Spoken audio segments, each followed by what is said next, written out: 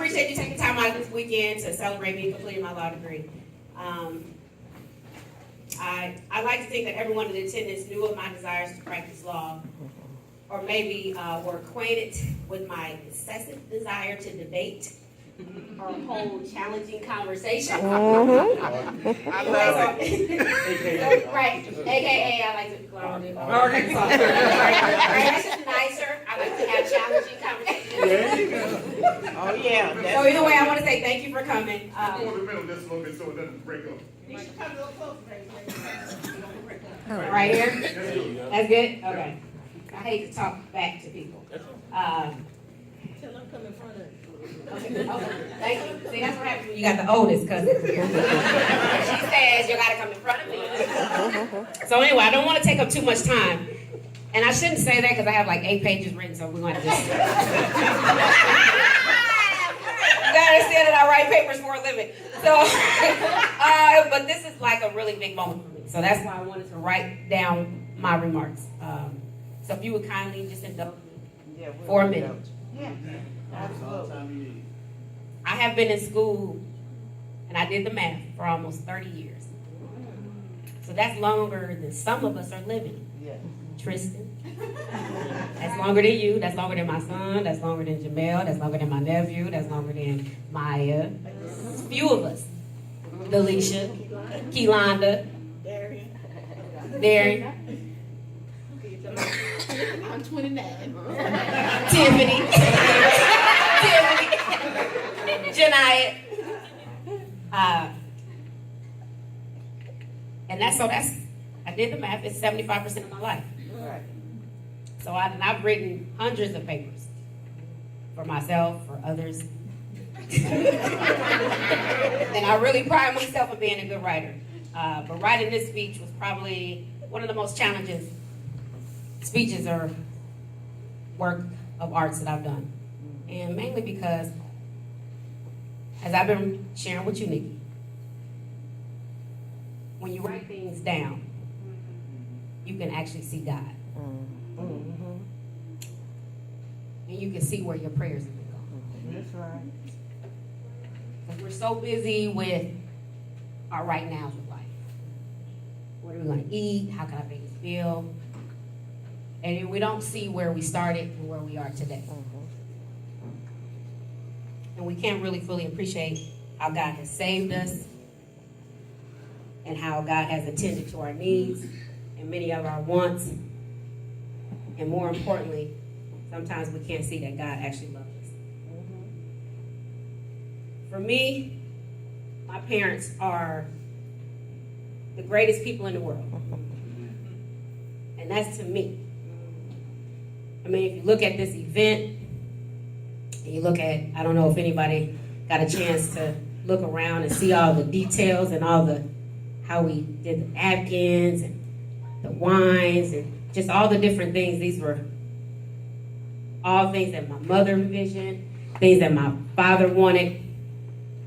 And this was just, for them, just admiration for my accomplishment of completing my degree and just them actually just showing their continuous support. They have shown me what unconditional love not only looks like, but what it actually feels like. And they did that through having a successful marriage. They're not just married 47 years as of May 2nd and just married. My parents actually like each other. They do. They actually do. And now that I'm back home, I actually see that they like each other. Good Lord. Craig, we got to get out the house.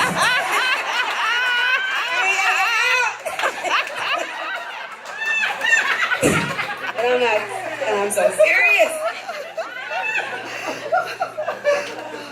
But seriously, they have, throughout my childhood, they have showered me with gifts and many things that I've wanted. But they have also said no and prevented me from doing things that I wanted to do. And I've learned equally, if not more, from the no's. Right. And having parents that love each other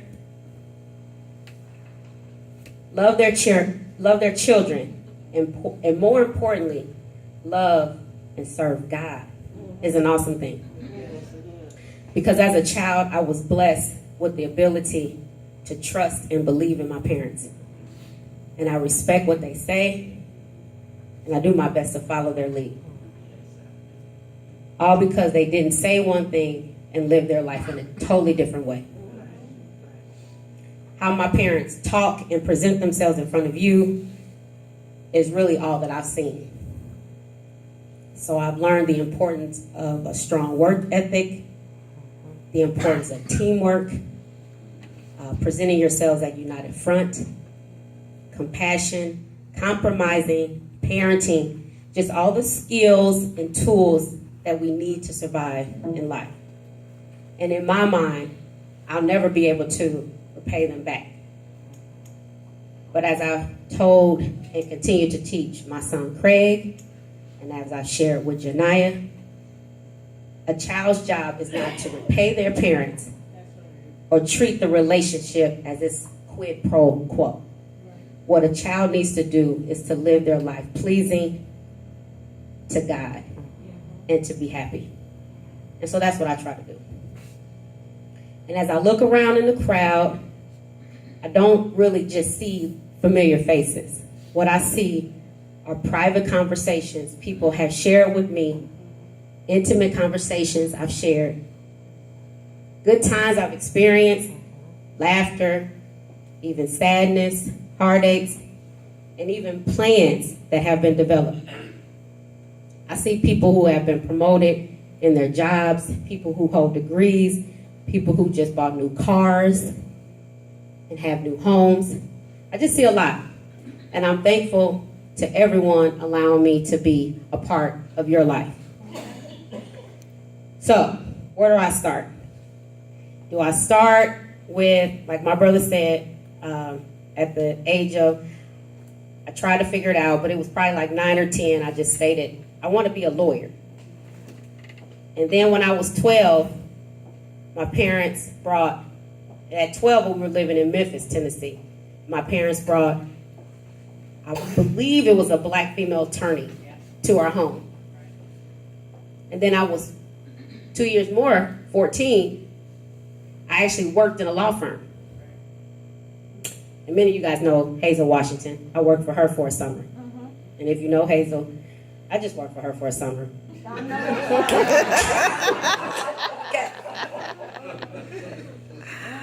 But then I don't know if it's probably better because we're 2017, so 9 to 10, that's a lot of years ago. 2011, I don't know if it's better to start there because I could talk about being at AT&T. I was surplus. And so at that point, I had a decision to make, either quit my company or move to Minneapolis. 2012, I took my LSATs. That's the law school admissions test. 2016, I graduated law school. 2017, I'm sitting for the Tennessee State Bar. So essentially, no matter where I start,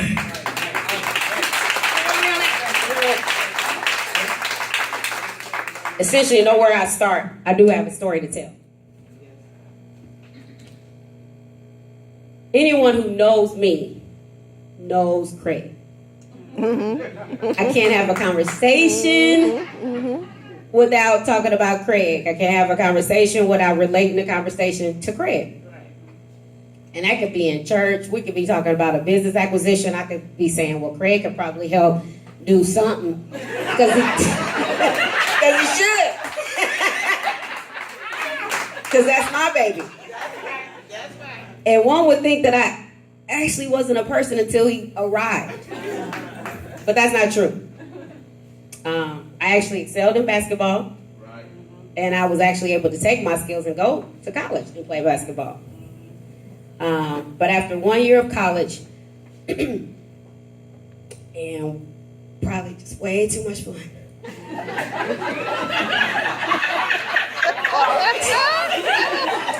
I understand. I think everybody should go to college. It's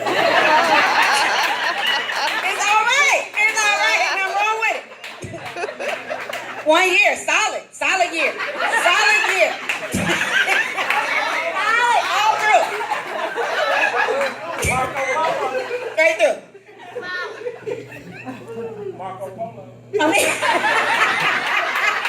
Okay?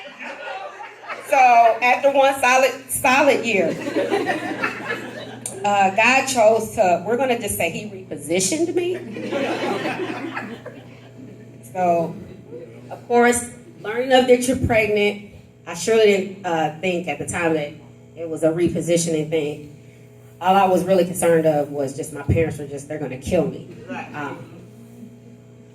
And so the very first person that I told was Junior. You knew that though.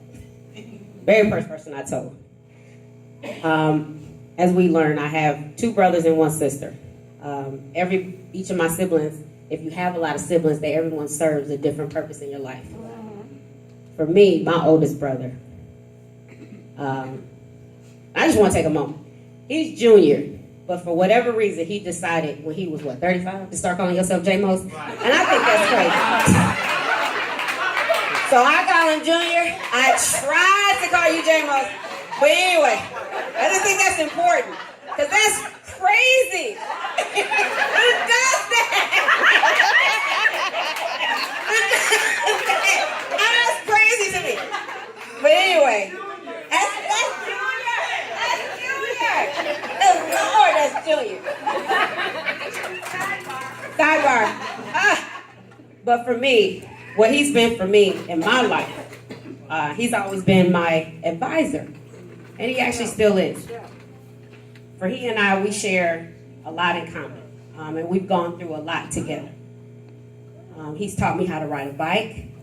He taught me how to play basketball. And one of the most important things he taught me was how to respect my parents and the importance of being honest. And we've just always gotten along because our personalities are very similar, and just our love of basketball and just our get down. We're alike. So he's just always been my go-to person, and I really thank God for him and for just our relationship. And I know that I tell you all the time that I love having you as a big brother. I just really hope that you know that I do love you having you as a big brother. But telling him first of my pregnancy was the best thing that I could have done, because he helped calm my nerves. First thing he said, you got to make sure you tell mom and dad. They're going to be tripping. Just tell them. We don't know anything can happen. We don't know what the options could be. But he did tell me to do that. And so he just really secured me in the fact that I was 19 and pregnant. And that he just assured me that I'll get through it. And he more so said it as we would get through it. And that's a lot at 19. And I don't know if you'll know that I really, really remember the conversation that we had on the phone when I called and told you. So I appreciate that. And after I told him, then I had to tell Jelani. Now, what's interesting about my conversation that I had with you is that Mom and Dad had came to one of my basketball games, and they were like, you know, Jelani and Stephanie pregnant. And DeAndre, I was like, Jelani crazy. Why he ain't using protection? Like, why would he do that? That's crazy. Real talk. And 2 months later,